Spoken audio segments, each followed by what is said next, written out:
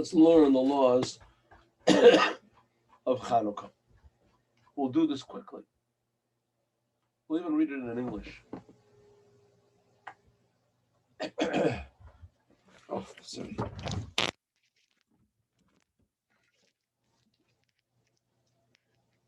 There it is.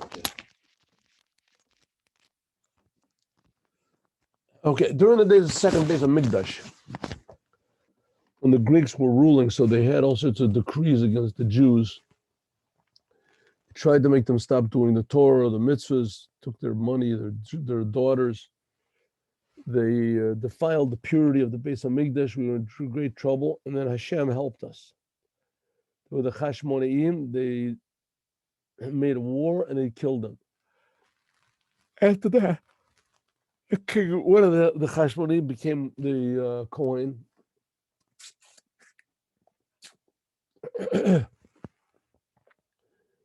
The king, I think this is wrong. They should say they appointed one of the Kohanim to be a king. So that's what it says. They translated it wrong. Hamiru melech mina Kohanim. They stood up a king from. They stood up a king from the Kohanim. They translated it wrong.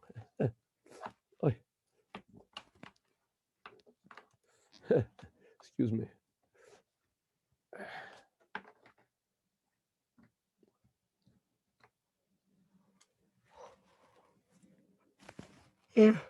And these Kohanim, they ruled for about 200 years. It's until the destruction of the second temple, when the Jewish people defeated them. So this is what happened on the 25th day of Kislev.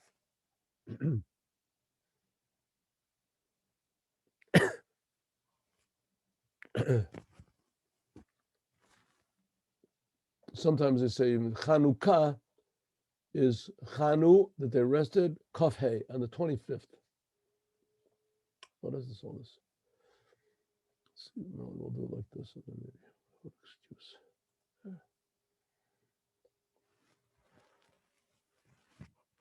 excuse. Okay, so there was a lot of oil, but they didn't want to use that oil. They wanted to use pure oil. They found only one jar, and it was enough, and it lit miraculously for 8 days. The Lubavitcher Rebbe explains, it says that really there was enough oil for 1 day. So the miracle was not 8 days. The miracle was really for 7 days, because they already had enough for 8 days. The Beit Yosef asked this question also, and other people asked. So there are a lot of answers, but one of the answers is that the first day was the day they found the bottle of oil. That was a miracle in itself. Another is that the after the 8 days is that the oil didn't burn, and the reason was because the miracle wasn't with the oil. The miracle was with the fire. The fire that they lit was like the fire that was on the burning bush, that it burned and it didn't eat the bush up. So the same thing, the fire burned, but it didn't eat up the oil. Therefore, it was enough. Lit it for 8 days, and then 8 days was enough time for them to purify themselves and make new oil.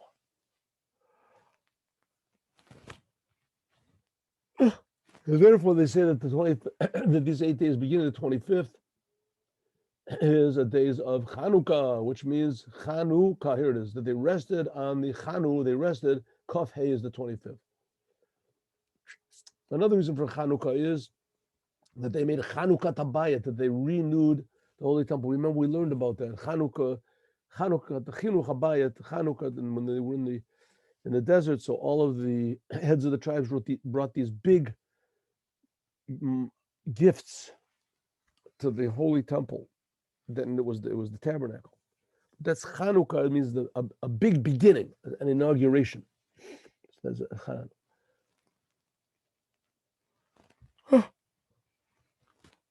Some people say that the construction of the Mishkan in the desert was in these days. In any case, you should talk about the miracles that God did for us in these days. And if you make a meal, you should sing songs to Hashem, and that is considered to be a surat mitzvah. Okay. You should also give charity in these days. Fasting. Don't fast on these days. The day before Chanuka, you can fast, and also eulogies, funeral eulogies. You don't give in Chanuka. Most of the Hasidim don't do that anyway. Give you funeral eulogies. You can work on Hanukkah, but women have the custom not to do any work all the time the Hanukkah lights are burning. All the time, not to do any work. Why? Because women, in other words, to honor the lights, the women, men can work, but women not, because the cruelty of the evil decree was mainly at Jewish women, because they wanted. And one of the decrees is that if a girl was a virgin at her birth, so she had to go with the general. I don't know. That could be the story, but in any case, the women don't work.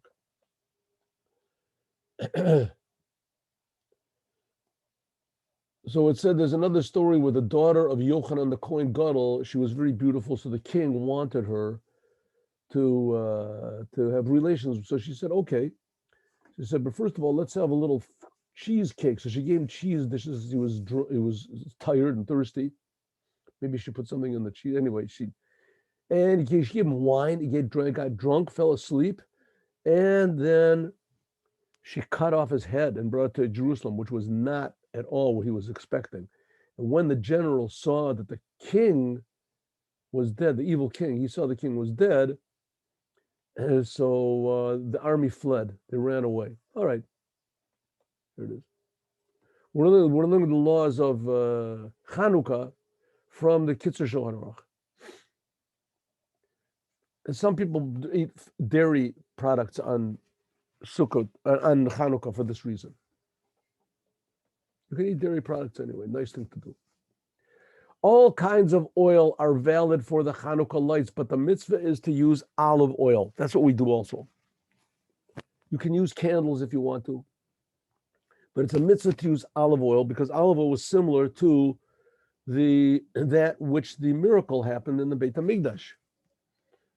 If you can't do this, you get any oil that makes, or you can use wax candles, but it should be a nice flame. Don't make it too big of a flame.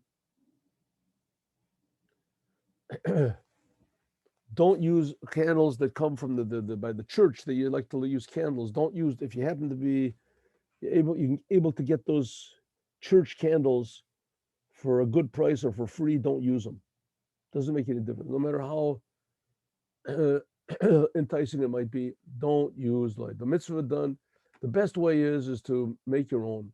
You roll up your own little wicks and you put some people use new wicks every night, but you don't have to. You can use the old wicks until you use it. Some people say the old wicks are better.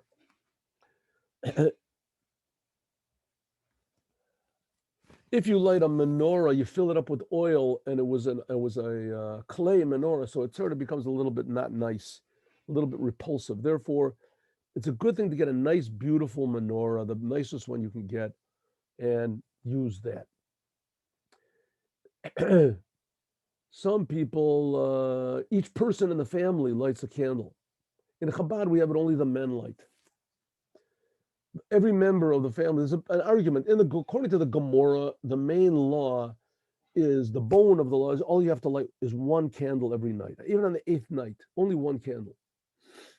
And some people say that you should light a candle according to each number of the people in the house. In other words, but the same number every night. And the final one says that you should increase the number of candles every night. There's also Beit Shammai says you should decrease. You start off with 8 and you get less and less every night. But the law is not like Beit Shammai, it's like Beit Hillel. So that's what we do. Some people have the custom, we in Chabad, we make it every male lights the candle, his own. He has his own every night. Some people have, even the women do. He was in this, Rabbi Gansfried, that he was the one who wrote this. He wrote this book in Hungary. He was from Hungary. So he wrote the book. Okay. But it should be separate so you can easily see, people can go by, they can see which night it is. Which night it is. Let me just look something up. I want to look something up over here.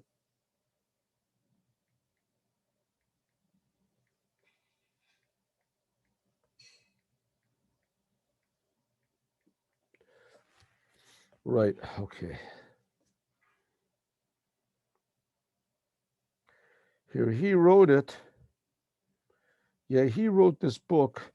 It was like about 150 years ago. He wrote this book. 100, 150 years ago, something like 200, 100, like 200, 150 years ago. He was born in 1804, it says this Rabbi Shlomo Gansfried. He was the rabbi of Brezhevitz in Hungary.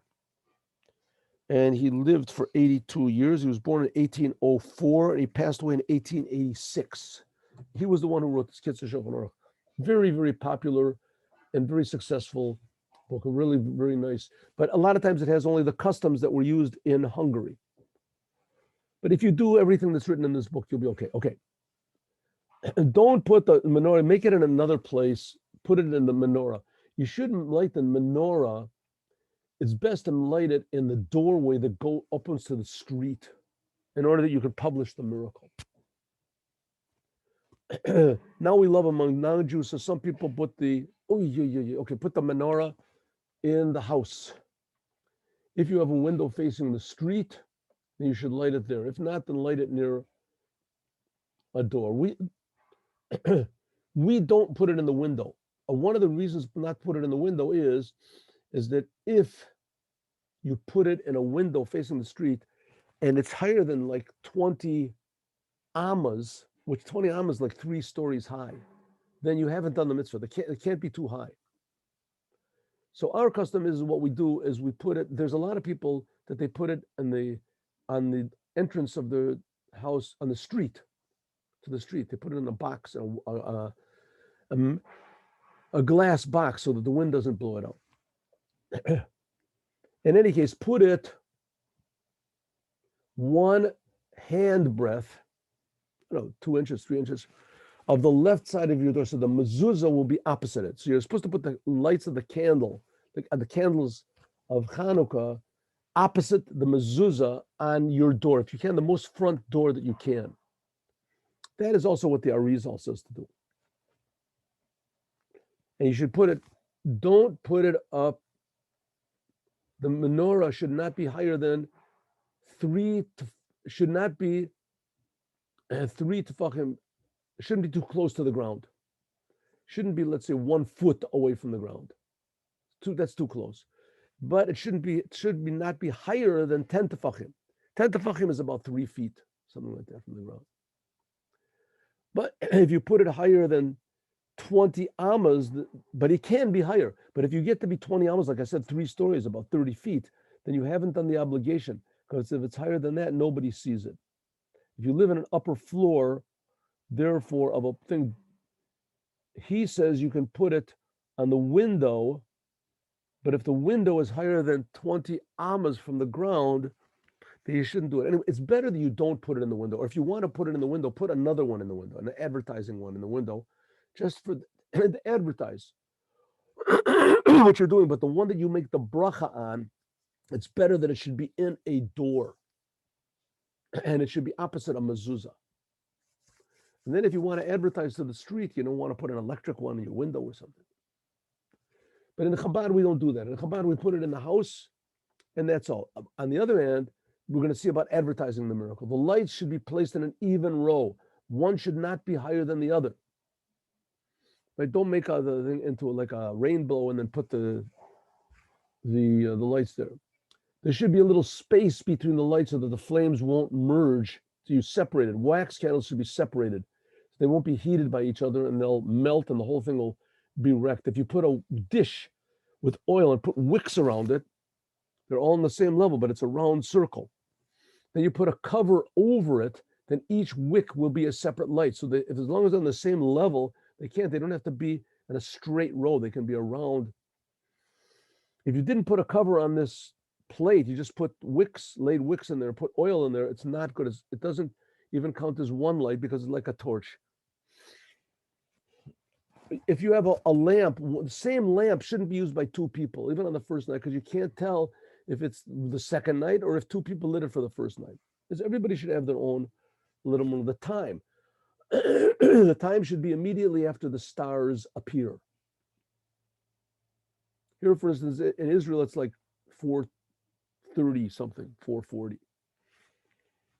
You shouldn't do anything before you light the menorah. You shouldn't even study Torah, even if you haven't prayed Ma'ariv.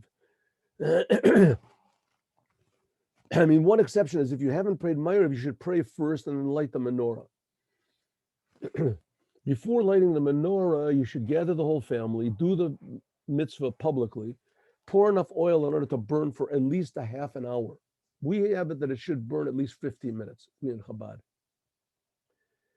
We sit by it for a half an hour, but it should light for 15 minutes, 50.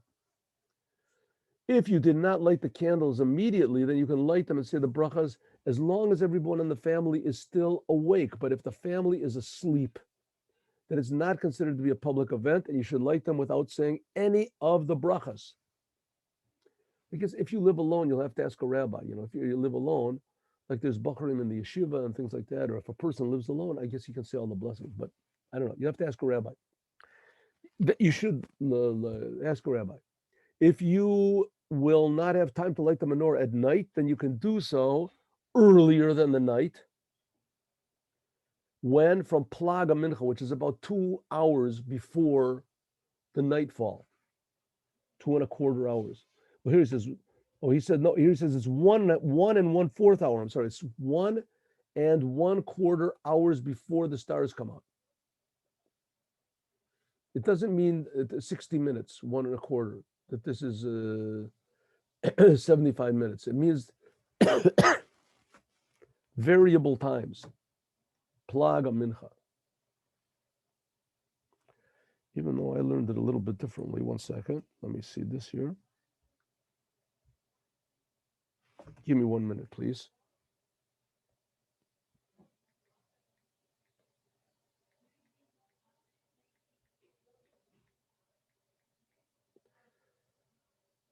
Plaga Mincha. Here we go. You have the. Yeah, that's what it says. Good. 1.25 hours before the stars come out. You can light it earlier. 1.25 hours. Not 2.25, like I said. 1.25. In the season of Chanuka, when the days are short and the daytime is not 12 hours long, it's only 10 hours long or sometimes less, then Plaga Mincha could be very, very short. So you have to really, if you want to light it earlier, then you've got a problem, right? You have a problem, you want to light it early. You don't have much time. According to the custom, this is how you light it. You put the menorah, like I said, in the door opposite the mezuzah. The menorah shouldn't be too high. It shouldn't be over 1 yard high. It shouldn't be lower than, let's say, 1 foot. The menorah should be facing the mezuzah. The first night, you light the light facing on your right hand. The second night, you add one to the left. In other words, now you have 2 lights on the right side of the menorah. Every night, you light first the one that you added. So in other words, you're going from the left to the right all the time. You're lighting from the left to the right. The light that's added is added first, and then is always kindled first, and then you light toward the right. On the first night, you say 3 blessings. Second night, then you say, and you say Shech. After that, after you say the blessings, and if you happen to catch someone, let's say we in Chabad, we go around and we light candles. We give people a chance to light candles in their own house or in their own store or whatever it is. If even in the last day they make a shechanov, it's the first day they lit. After you say the brachas, you kindle a light, and while that did the mitzvah. As soon as you light one, and while you light the others, you can say Hanleirot Halalu, Haneirot Halalu, Hanumakim. A convert to Judaism, a person who's convert should say, She'asa nisim, not la'avotenu, to our fathers, because his fathers weren't Jewish.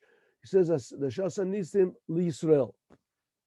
But if they said la'avotenu, that's okay. Avotenu. Okay, a person that is an onen, a person that is, somebody in his family died, his father, especially father and mother, they died, and it's before the burial, so he shouldn't light the menorah, but he should let somebody else it and say the blessings, and then he should say Amen. If there's no one else, then he can light the menorah himself, but he shouldn't say the blessings. Okay. The law means, excuse me, just one moment. I just want to go to the bathroom, please. Let's have a small, short delay here. Short delay.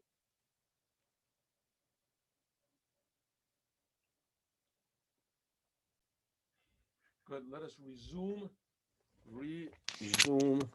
our Zoom.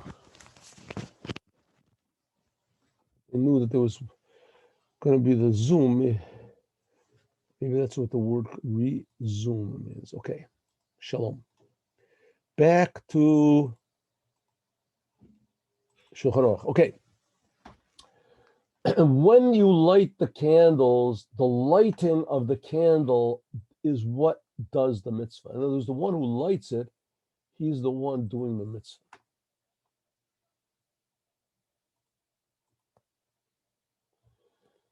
Okay, when you light the menorah, so that it should be in the proper place and have the proper amount of oil. In other words, don't light it and it doesn't have the amount of oil or it's not in the right place.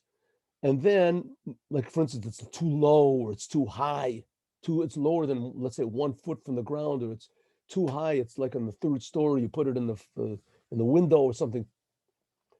Then after you're burning, you put them in the proper place. That's not good. When you light the candles, they have to be in the proper place to do the mitzvah. And they have to have enough oil for at least half an hour. Also, if you put the let's say a menorah in a place where the wind is blowing, you knew the wind was blowing and you knew that the lights were going to be extinguished, then you have not done the mitzvah. If you did it by accident, you shouldn't say do it again, but don't make a bracha. But if you put it in the proper place and they were extinguished by accident, somebody opened the door, they opened the window, you've done the mitzvah, but you should relight them again. Don't make the bracha. The best thing is when you do light them with a match or something like that, but don't light one light from the other one. Don't take fire from one light. Let's say you have a match and you lit all let's say the 7 candles, right? 7 candles. One of the candles goes out and you put your match out also. So don't take the match and light from one of the candles, light it from one of the candles and then light that candle that went out. No, do it brand new.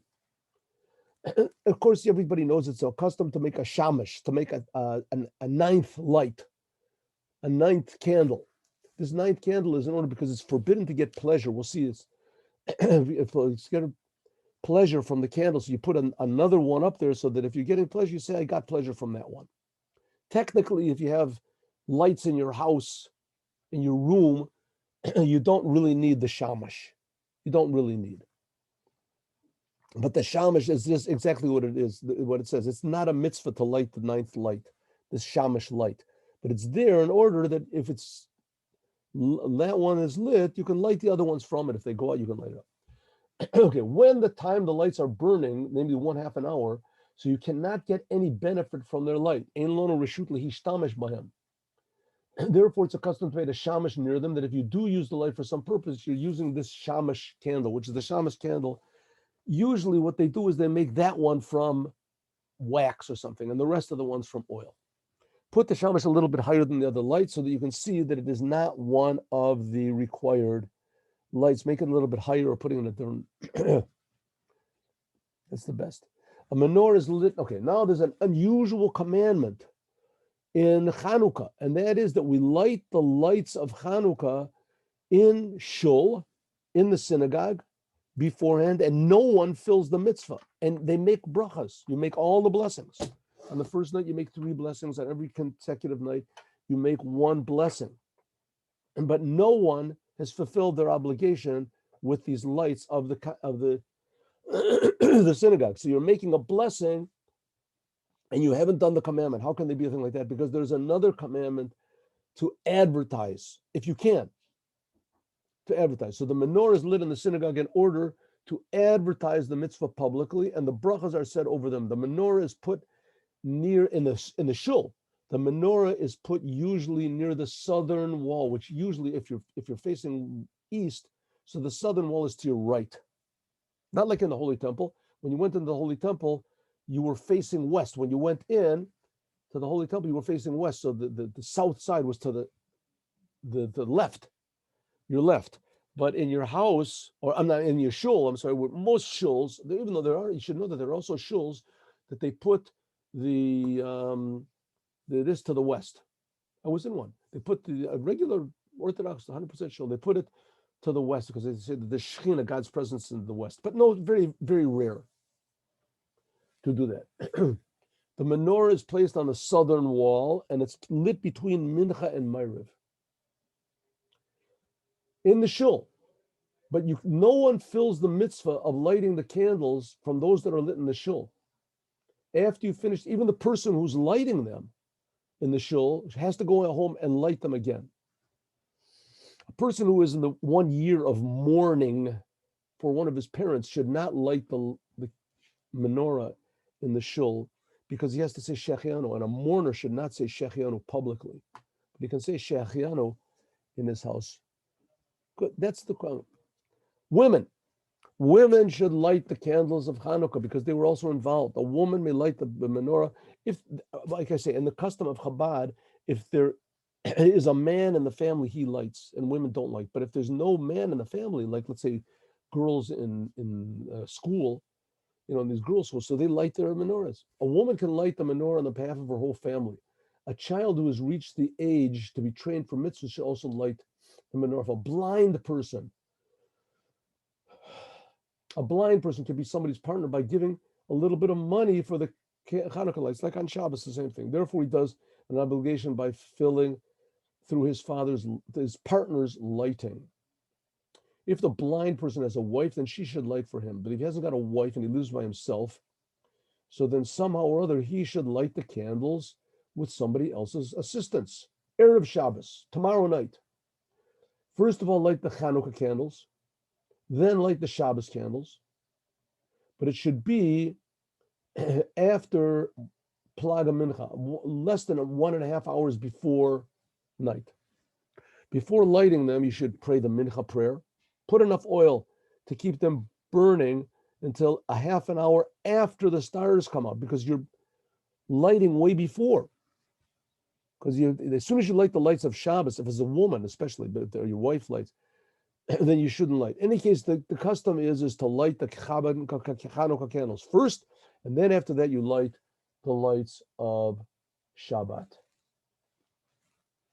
But you have to put enough oil so that in the Chanuka that they remain lit at least a half an hour after the sun sets. If not, the brachas that you said, we learned that before. Okay, if you light the menorah near a door and you want to close that door in the evening, so you have to put something. Okay, first of all, he says put something between it and the door so that the wind doesn't blow them out. But also, there's another thing is that a table, there's what's called a basis l'davar aser. We didn't learn that in the Shulchan Aruch, but there's a basis l'davar aser. And a basis l'davar aser, that's I think in Shin Yud Aleph, I think. In any case, a basis l'davar aser means that if you have something that's muktzah and you put it on the table purposely, on the table, then you can't move that thing, of course, because it's muktzah, and you can't even move the table, and you can't even move the table if you remove the muktzah thing from it. For instance, let's say you come in on Shabbat and you put your money on a table and you want it to be there. Let's say you want to pay somebody, whatever it is. In any case, in the middle of Shabbat comes a non-Jew and he takes the money off. You have a servant in your house, takes off the money. Well, it doesn't make any difference. If there was money on that table, you can't move the table all of Shabbat. The same thing is the Chanuka menorah. The Chanuka menorah, you can't move on Shabbat. Once it was lit, then it becomes a basis l'davar aser, namely the flame that's on top of it. It's a base for the flame. And because it's a base for the flame, so the table becomes a base for the whole business. So that you can't move the table. So therefore you have to put, if you want to move that table on Shabbat, you can't unless you put something more valuable or a different type of value on the table. So short saying, I don't know if this is live here. In any case, short, if you put your Chanuka menorah in the door, and you want to close the door. So make sure there's something else on that table that's also valuable. For instance, a siddur, a prayer book, food, bread, or something like that. Then you can move it. Okay. Shabbos night, you should say Motzi Shabbos, after Shabbos. First of all, say Havdalah, and then you light the Shabbos, the Chanuka candles. But in the synagogue, you light the Chanuka candles first thing before everybody leaves, before you say Vayiten Lecha. And what if you're away from home and you know that your wife lights the menorah at home? So then you should light it wherever you are and don't say the brachas if possible. It's better to hear the brachas from somebody who is lighting and then having it in mind to fulfill the obligation with his blessings.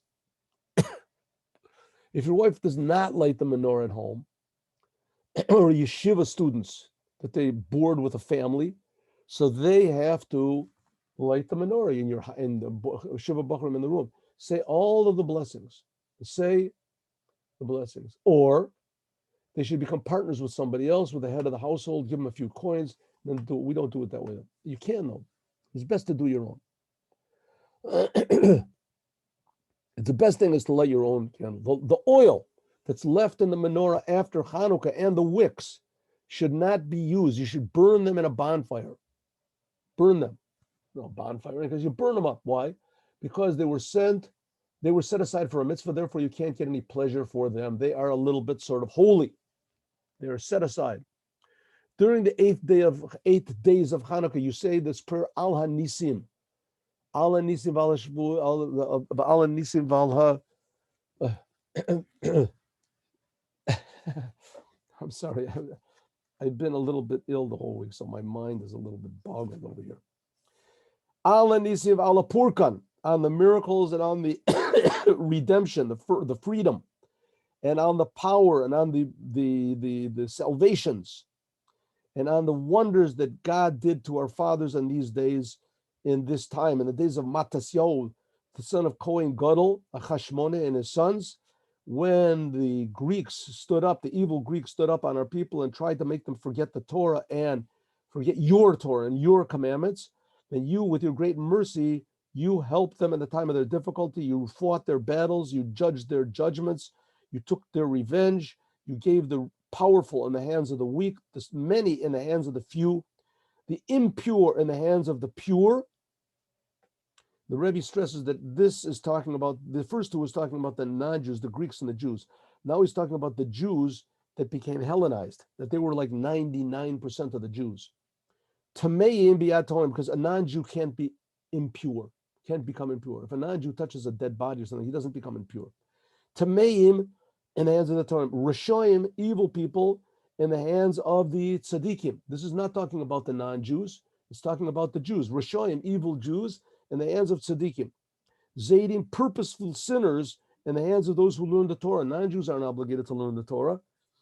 There's people who are, that's talking about Jews. So the Rebbe said the first two are talking about how God put the Greeks in our hand, and the second one is talking about how he put the Jews, the assimilated Jews in our hands. Strange, huh? Amazing.